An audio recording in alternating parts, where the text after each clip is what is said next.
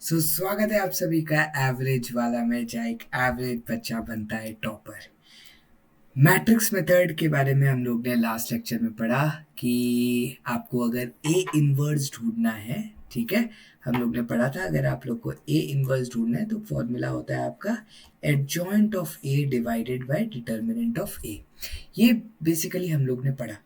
अब बात ये आती है कि कैसे हम लोग ए इनवर्स को यूज करके बेटा लीनियर इक्वेशंस को सॉल्व कर सकते हैं। तो आज हम लोग पहले 5 मिनट लगाएंगे लीनियर इक्वेशंस का बेस समझने के लिए, और फिर मैं एक क्वेश्चन आप लोग को सॉल्व करके दिखा भी दूंगा, ठीक है। तो फटाफट से बेटा डाइव इन करते हैं लीनियर इक्वेशन के अंदर। बेटा देख लो, अगर आप लोग ध्यान से देखो, आप लोग को 3 इक्वेशन दी हुई है। बेटा सबसे पहले आप लोग को ये समझना है कि equations are generally in the format a1x plus b1y plus c1z is equal to d1। अच्छा, आप लोग को पता है लीनियर इक्वेशंस क्या होती हैं, आप लोग ने पढ़ी है ax plus B Y plus C is equal to 0, ठीक है। या फिर आप लोग ने पढ़ा था 2x plus 3y is equal to 4। ये आप लोग ने 2 वेरिएबल्स में पढ़ी। इस साल हम लोग क्या पढ़ रहे हैं बेटा, ये बचपन में आप लोग पढ़ के आ रहे थे, अभी हम लोग पढ़ने वाले 3 वेरिएबल्स के अंदर कंडीशन क्या है। 3 वेरिएबल्स तो पढ़ेंगे बेटा, जितने वेरिएबल होते हैं उतनी इक्वेशन होनी चाहिए, ये सबसे पहली कंडीशन होती है। अगर 3 वेरिएबल है तो आप लोग के पास 3 इक्वेशन होनी चाहिए, ठीक है। हम लोग के पास 3 वेरिएबल है, इधर 3 इक्वेशंस भी हैं हम लोग के पास, तो इसका मतलब अपना काम हो जाएगा। अब बात ये आती है बेटा रूल्स क्या कहते हैं। पहला रूल क्या करता है, रूल नंबर 1 क्या कहता है, सबसे पहले तो मैं उस पर जाऊंगा। रूल नंबर 1 यहाँ पर ये कहता है, जो मैं बार बार बच्चों को बोलता हूँ, x y z is equal to method, x y z is equal to method, x y z is equal to method. अब ये x y z is equal to method है क्या?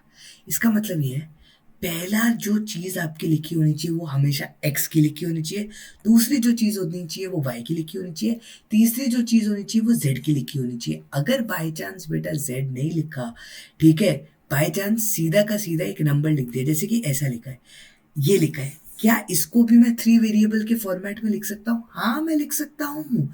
कैसे? 2x plus 3y plus 0z। बेटा 0 into Z करेंगे तो 0 आएगा ना, तो जेड उड़ गया, ऐसा समझ लो। समझ में आ गई बात? तो एक्स वाई जेड फिर हमेशा इक्वल टू आना चाहिए, और फिर हमेशा बेटा एक नंबर आना चाहिए। कहीं कहीं पर बेटा जैसे इधर है, लेट सपोज मैंने ऐसा लिखा हुआ है 2x plus 3y plus 4 is equal to 0, तो बेटा ये इसको मैं कभी यूज नहीं कर सकता। पहले इसको मुझे कन्वर्ट करना पड़ेगा 2x plus 3y plus 0z, क्योंकि x y z is equal to method होता है, पहले x टर्म फिर y टर्म फिर z टर्म और फिर इज इक्वल टू टर्म, और फिर उसके बाद बेटा नंबर आता है। हमेशा क्या आता है? नंबर इज इक्वल टू के बाद। तो +4 उधर जाके क्या बन जाएगा बेटा? -4। तो ये इक्वेशन मैं कंसिडर करूंगा, x y z is equal to number, x y z is equal to number, x y z is equal to number. आई बात समझ? ये होता है बेटा फर्स्ट तरीका। तो सबसे पहले बेटा हम लोग बात करेंगे कि हमारे पास बेटा 3 वेरिएबल्स है, तो मेरे पास क्या होंगी बेटा? 3 इक्वेशंस गिवन होंगी। कितनी इक्वेशंस गिवन होंगी? 3 इक्वेशंस,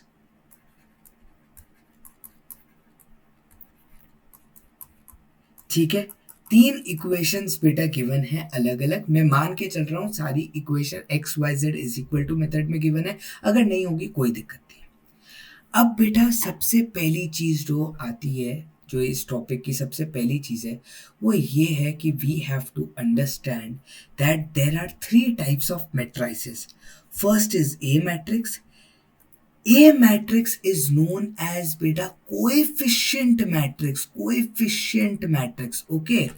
कोएफिशिएंट मैट्रिक्स का मतलब क्या है कि जितने भी कोएफिशिएंट लिखे हैं एक्स वाई जेड के, वो आप ऑर्डर में लिखोगे कोएफिशिएंट। x का कोएफिशिएंट यहाँ पर क्या है बेटा? a1, तो इधर a1 लिखोगे। y का कोएफिशिएंट क्या है बेटा? b1, तो b1 लिखोगे। z का कोएफिशिएंट क्या है? c1। Similarly a2 b2 c2, a3 b3 c3। तो अगर बेटा मेरे पास जैसे ये इक्वेशन दी गई होती, तो मैं लिखता 2 2 3 0। आई बात समझ? 2 3 0, बिकॉज x का कोएफिशिएंट 2, y का कोएफिशिएंट है 3, z का कोएफिशिएंट है 0, ओके। ये होती है बेटा कोएफिशिएंट मैट्रिक्स, जिसको हम लोग डिनोट करते हैं ए से। फिर एक मैट्रिक्स और आती है बेटा जिसको हम लोग बोलते हैं एक्स मैट्रिक्स, जो कि होती है बेटा वेरिएबल मैट्रिक्स। और वेरिएबल मैट्रिक्स हमेशा बेटा क्या होती है, कॉलम मैट्रिक्स होती है। मैंने क्यों आप लोग को बोला था कि आगे चल के काम में आने वाला कॉलम मैट्रिक्स, इसलिए बेटा।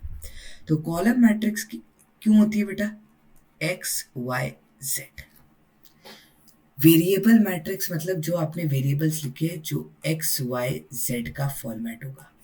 अब बेटा हम लोग ऐसे ही क्यों लिखते हैं, हम लोग हमेशा बेटा याद रखो ए के साथ एक्स लिखते हैं। क्यों लिखते हैं ऐसा बेटा, खुद सोचो।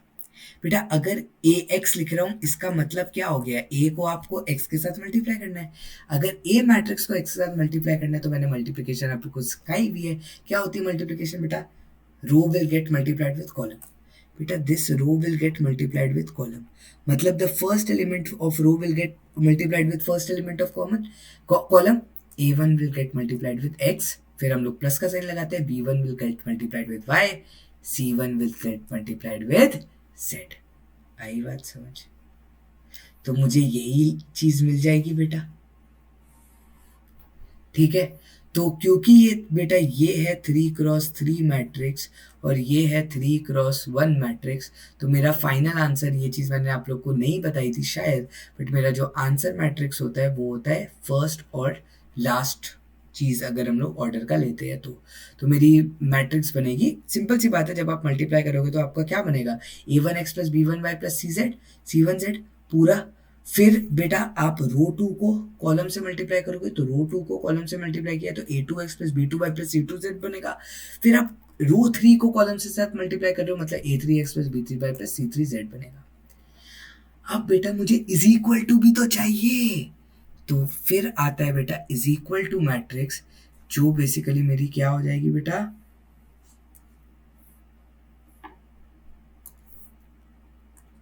इज इक्वल टू, जिसको हम लोग बोलते हैं बेटा बी मैट्रिक्स। कौन सी मैट्रिक्स बोलते हैं बेटा, B matrix. And what is are B matrix बेटा, B matrix is answer matrix. B matrix क्या होता है बेटा, आंसर मैट्रिक्स, या अकॉर्डिंगली गायब हो गया होगा स्क्रीन से, बी मैट्रिक्स क्या होता है बेटा, आंसर मैट्रिक्स। आई बात समझ।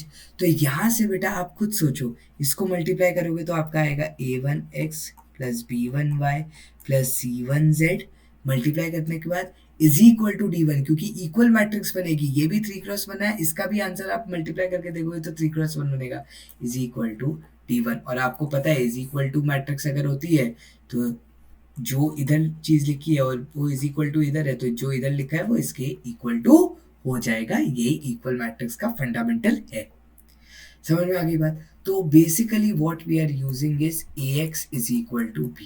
हम लोग लीनियर इक्वेशन को सॉल्व करने के लिए क्या चीज यूज करने वाले हैं बेटा, ax is equal to b। अब बेटा मुझे निकालना क्या है, साइमल्टेनियस इक्वेशन तो तीन टाइप की इक्वेशंस होती हैं जो हमें गिवन होती है। अब इसमें मुझे निकालना क्या होता है, एक्स वाई और जेड की वैल्यू, मतलब मुझे एक्स मैट्रिक्स की वैल्यू चाहिए। तो मैंने तुम लोग को बेटा ये चीज़ शुरू शुरू में ही बता दी थी कि अगर मुझे एक्स मैट्रिक्स निकालना है तो मुझे प्री में ए इनवर्स मल्टीप्लाई करना पड़ेगा, और आप लोग को पता है ए इनवर्स इंटू ए क्या होता है, आइडेंटिटी मैट्रिक्स, और आई इंटू एक्स क्या होगा, एक्स ही हो जाएगा। तो x is equal to A inverse into B आ गया। एक्स क्या आ गया बेटा, ए इनवर्स इंटू बी आ गया। आई बात समझ। तो अब ए इनवर्स कैसे निकालेंगे, मैट्रिक्स मेथड से निकालेंगे बेटा ए इनवर्स, जो कि होता है adjoint of A into determinant of A. वो ए इनवर्स निकालेंगे, उस ए इनवर्स को बेटा बी मैट्रिक्स जो कि मेरी आंसर मैट्रिक्स होगी उससे हम लोग क्या करेंगे, multiply, and therefore we will get the value of x y and z. ये है पूरा का पूरा प्रोसीजर कि कैसे हम लोग साइमल्टेनियस इक्वेशंस को सॉल्व करते हैं। एंड अब लग जाते हैं बेटा सीधा क्वेश्चन पर, ज़्यादा वेस्ट नहीं करते time, because it is all about revising the concept as fast as possible. तो सबसे पहला चीज़ क्या होता है बेटा, सबसे पहली स्टेप क्या होती है, x y z is equal to method हमें फॉलो करना है। देखो यहाँ पर इक्वेशंस सारी लाइन में नहीं लिखी है x y z is equal to method के हिसाब से, तो पहले हम लोग उसको कन्वर्ट करेंगे। तो पहले होता है एक्स, फिर होता है y, फिर होता है z, तो -3z इधर आ जाएगा तो +3z बन जाएगा बेटा, इज इक्वल टू बन जाएगा 4, क्योंकि x y z is equal to method है। सेकंड है बेटा 8x -2y प्लस 3z फिर इज इक्वल टू आएगा x y z is equal to method, मतलब माइनस सिक्स उधर जाके प्लस सिक्स बन जाएगा। एंड नेक्स्ट बेटा 7x, फिर y का लिखा जाएगा बेटा माइनस 2y, फिर minus 4z is equal to 6। I hope आप लोग को ये चीज समझ में आ गई होगी। अब हम लोग बनाएंगे बेटा सीधा x is equal to A inverse b मुझे सॉल्व करना है। तो सबसे पहले बेटा मुझे क्या बनाना पड़ेगा, ए मैट्रिक्स बनाना पड़ेगा जो कि है मेरी कोएफिशिएंट मैट्रिक्स। तो कोएफिशिएंट मैट्रिक्स बनाते हैं 4 2 3, 8 minus 2 3 एंड 7 minus 2 minus 4। चलो अब ए मैट्रिक्स बन गई बेटा, तो हमें ए इनवर्स ढूंढने के लिए फॉर्मूला क्या लगाना है, adjoint of A upon determinant of A. तो अब बात करते हैं बेटा सबसे पहले adjoint of A. Adjoint of A निकालने के लिए हम लोग ने पढ़ा था कि कोफैक्टर सबके ढूंढने पड़ेंगे, तो सबके फटाफट से कोफैक्टर ढूंढ लेते हैं। ए वन वन का मेरा कोफैक्टर क्या हो जाएगा बेटा, माइनस वन की पावर वन प्लस वन। आई होप आप लोग को पता है, फर्स्ट रो फर्स्ट कॉलम को मैं कर दूंगा ब्लॉक, तो आंसर हो जाएगा minus two three minus two minus four. मैं अब ये वाला तो मैंने तरीके से बता दिया आप लोग को, अब मैं डायरेक्टली इसके बाद बताऊंगा, ठीक है। तो आंसर क्या हो जाएगा, माइनस वन की power one plus one that is equal to minus one की पावर टू, और ये हो जाएगा बेटा आप लोग का आंसर, इसका मल्टीप्लीकेशन हो जाएगा प्लस एट, फिर माइनस का साइन, इसका मल्टीप्लीकेशन हो जाएगा बेटा माइनस सिक्स। ठीक है बेटा, कैसे सॉल्व करते हैं पूरा का पूरा, इससे एक लेक्चर पहले मैट्रिक्स मेथड लेक्चर 1 उसके अंदर सब कुछ बताया कि कैसे ये एडजॉइंट ऑफ ए फाइंड करते हैं, क्या प्रोसीजर है, बहुत बड़ा लेक्चर है, सब कुछ देख सकते हो आराम से आप लोग बेटा उसके अंदर। इसमें मैं फटाफट से डायरेक्ट करने वाला हूँ, बस एक स्टेप बता दिया है कि सबसे पहले एडजॉइंट ऑफ ए ढूंढना है। तो ये हो जाएगा 1 into eight plus six that is 14। ठीक है, तो आंसर आ जाएगा आप लोग का 14। ठीक है, अब फटाफट से ढूंढूंगा मैं, अब मैं ढूंढूंगा फटाफट से, अब मैं इतना कुछ झंझट नहीं करूंगा। ए वन टू बेटा माइनस वन की पावर थ्री होगा, मतलब नेगेटिव वन हो जाएगा, इंटू ए वन टू का मतलब है फर्स्ट रो सेकंड कॉलम को ब्लॉक करना है, फर्स्ट रो सेकंड कॉलम को ब्लॉक कर दिया, तो 8 इंटू माइनस फोर होता है बेटा minus 32 minus 21, hence the answer will come out to be minus 53 into minus one that is equal to plus 53। A one three की बात करेंगे बेटा, फटाफट से ए वन थ्री की बात करेंगे, इसको रब कर देते हैं 1 3। ठीक है, तो आंसर क्या हो जाएगा बेटा, माइनस वन की पावर वन प्लस थ्री जो कि हो जाएगा plus one, into eight into minus two होता है बेटा minus sixteen minus of minus 14 हो जाएगा बेटा, क्योंकि 7 into minus two, minus sixteen plus 14 is minus two. Alright, ये भी हमारा हो गया बेटा खत्म। ठीक है, नेक्स्ट चलते हैं A21, तो 2 1। ठीक है, ऊपर कर लेते हैं फटाफट से और ढूंढते रहते हैं A21 में क्या हो रहा है बेटा, माइनस वन की पावर थ्री हो जाएगा, मतलब नेगेटिव वन आ जाएगा, और फिर 2 1 में 2 इंटू माइनस फोर हो जाता है बेटा माइनस एट, और 3 इंटू माइनस टू हो जाता है बेटा माइनस सिक्स, तो माइनस ऑफ माइनस सिक्स, और ये आंसर हो जाएगा minus one into minus eight plus six is minus two, hence the answer will come out to be positive two. तो A22 ढूंढते हैं अब बेटा, A22 ढूंढने के लिए क्या करेंगे, सेकंड रो सेकंड कॉलम को करेंगे ब्लॉक, तो सेकंड रो सेकंड कॉलम को मैंने किया ब्लॉक, तो आंसर मेरा आ जाएगा बेटा क्या, माइनस वन की power two plus two that is plus one, मतलब माइनस वन की पावर फोर, आंसर हो जाएगा 4 इंटू माइनस फोर जो कि हो जाएगा माइनस 16, 3 इंटू सेवन हो जाएगा बेटा माइनस 21, 3 इंटू सेवन 21 और बार माइनस साइन, तो ये हो जाएगा बेटा minus, oh my God, minus 21 into minus plus minus 16, answer हो जाता है minus 37। Okay, A23 is equal to A23 का मतलब है सेकेंड रो थर्ड कॉलम को कर दिया ब्लॉक, मतलब माइनस वन की पावर फाइव, मतलब minus one, into four into minus two is minus eight, two into seven is बेटा 14, ये हो जाएगा बेटा plus minus 22 into minus one is plus 22। फिर आ जाएगा बेटा A31, अब निकालते हैं फटाफट से हम A31, तो A31 निकालने के लिए हम लोग क्या करेंगे, थर्ड रो फर्स्ट कॉलम को ब्लॉक करेंगे, ओ माय गॉड इधर नंबर्स चेंज हो गए, शिट। ओके, ये देखिए, ठीक है, A31 के लिए हम लोग क्या करेंगे बेटा, 3 अने 1 ब्लॉक करेंगे, माइनस वन की पावर 4 हो जाएगा, मतलब प्लस 1 हो जाएगा, और ये हो जाएगा बेटा 6 प्लस 6 दैट इज 12। ठीक है, फिर A32 बेटा इधर निकाल लेता हूँ फटाफट से, और A33 फटाफट से निकाल लेते हैं। ठीक है, A32 निकालेंगे। अब मैं ब्लॉक नहीं कर रहा बेटा, अब मैं डायरेक्टली बता रहा हूँ आप लोग को आंसर। A32 का मतलब है थर्ड रो सेकंड कॉलम को आप ब्लॉक करोगे। चलो बता ही देता हूँ, third row second column block. तो ये हो जाएगा बेटा 12 माइनस 24। 12 माइनस 24 कितना हो जाता है बेटा? -12। ठीक है, 12 minus 24 is -12, hence the answer will come out to be +12। और ये हो जाएगा -1 के बाद 6, जो कि हो जाएगा +1। Third row third column blocked, तो आंसर हो जाएगा बेटा 4 into -2 is -8 and 2 into 8 is बेटा 16, तो मतलब -16, hence the answer will come out to be -24।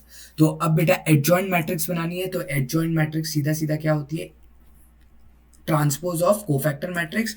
मतलब आपकी एडजॉइंट ऑफ ए आपका क्या हो जाएगा बेटा? Adjoint of A will come out to be A11 जो कि हमारा था 14, A12 उसके नीचे जो कि हमारा था 53, A13 जो कि हमारा था -2, A21 जो कि हमारा है 2, फिर है -37, फिर है बेटा 22, फिर है बेटा A31 that is 12, A32 that is 12 again, and then that is -24।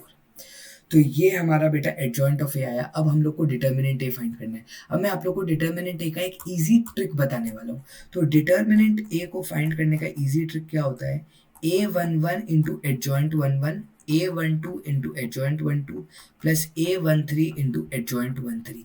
ये एक बहुत ही इजी मेथड है डिटर्मिनेंट को फाइंड करने का। अगर आप कोफैक्टर, सॉरी मैंने एडजॉइंट बोल दिया, कोफैक्टर 11, कोफैक्टर 12, कोफैक्टर 13 अगर आप लोग के पास है तो A11 into cofactor 11, A12 into cofactor 12, A13 into cofactor 13। What is A11? First element. First element is what? 4 and multiply it by A11 that is 14। तो 4 into 14 will come out to be बेटा 56 plus A12 मेरा क्या है बेटा? 2।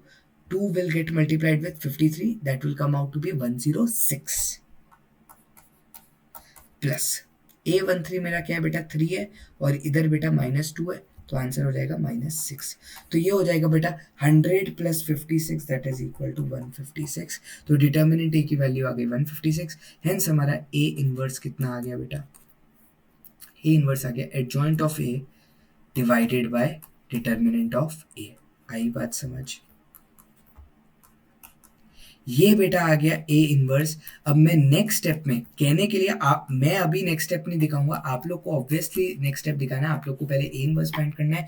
अब next step आप लोग का क्या है? A inverse into B. अब आप लोग को बी आप लोग का क्या है? सबसे पहले वो ढूंढेंगे बी मैट्रिक्स क्या है आप लोग की। कुछ फंस गया है तो आप लोग की बी मैट्रिक्स बेटा क्या है? बी मैट्रिक्स होती है आंसर मैट्रिक्स, मतलब इज इक्वल टू के बाद वाली, जो कि है 4 6 6। ठीक है, तो अब हम लोग बी मैट्रिक्स के साथ ए इनवर्स इनटू बी मतलब 4 6 6 के साथ इसको करेंगे मल्टीप्लाई। तो कैलकुलेटर बेटा मैं इधर खोल लेता हूँ क्योंकि बहुत बड़ी कैलकुलेशन मुझे लगता है आएगी।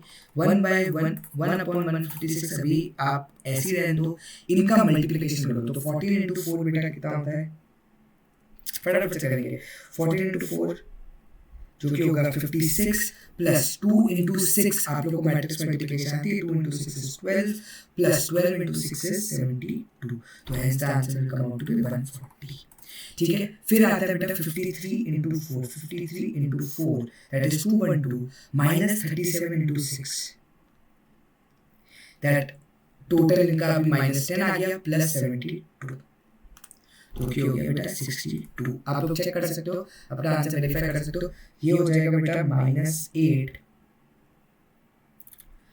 Plus 132 minus 144 that will come out to be -20। Hence A inverse into B आपके पास बेटा क्या आ गया? 140 divided by 156, 62 divided by 156 and -20 divided by 156। और आप लोगों को पता है ये जो मैट्रिक्स आती है वो किसके इक्वल होती है बेटा? x के इक्वल होती है। मतलब therefore you have found x, y and z। तो x की वैल्यू मेरे पास कितनी हो गई बेटा? 140 डिवाइडेड बाय 156। काटा पीटी करते हैं बेटा, तो काटा पीटी अपन इधर करेंगे तो अपना कितना हो जाएगा? किससे काटे? पहले 2 से काटते हैं। ठीक है, तो ये हो जाएगा 70 ये हो जाएगा आपका 156 है ना, तो 78, ठीक है। फिर 2 से कट जाएगा बेटा, तो ये हो जाएगा 39 और ये हो जाएगा बेटा 35। तो पहला आंसर आया बेटा आपका 35/39 एक्स का। y का क्योंकि इक्वल टू मैट्रिक्स है तो डायरेक्टली इक्वल टू करेंगे, 62/156, इसमें भी काटा काटी करेंगे बेटा, तो आंसर आ जाएगा 31/78। बाप रे, क्या गजब आंसर आ रहा है बेटा, हमें तो चेक करना पड़ेगा, मुझे तो ऐसा लग रहा है कि कैलकुलेशन एरर ना हुई हो, ठीक है। फिर 2 से काट, इसको 4 से काट दो बेटा, -5 डिवाइडेड बाय 4 से काटोगे तो सीधा सीधा आंसर आ जाएगा 39, ठीक है। अब हमें पे एक्स वाई जेड की वैल्यू है बेटा, सब्स्टिट्यूट कर देते हैं कोई भी एक इक्वेशन के अंदर, कोई भी एक इक्वेशन पहले फॉरवर्ड कर देते हैं। 4x + 2y + 3z = 4, 4x + 2y + 3z = 4। एक बार चेक कर लेते हैं, 4x + 2y + 3z = 4। अब इसमें बेटा वैल्यू डाल देते हैं, चेक कर रहे हैं हम लोग, बस फाइनल आंसर चेक कर रहे हैं। तो 4 × 35/39, 2 × 31/78 प्लस 3 × -5/39। बेसिकली ऊपर वाले सारे 2 से मल्टीप्लाई हो जाएंगे, सॉरी ये वाला 2 से नहीं होगा, इसके पास पहले से ये 78 है, इन लोगों को 78 बनाने के लिए बेटा मैंने सबको 2 से मल्टीप्लाई कर दिया। तो अब अपना क्या बना, 70 × 4 बेटा 280 होता है, अच्छा 631 × 2 बेटा क्या होता है, 62 होता है, -10 × 3 बेटा -30 हो जाएगा, होल डिवाइडेड बाय बेटा 78।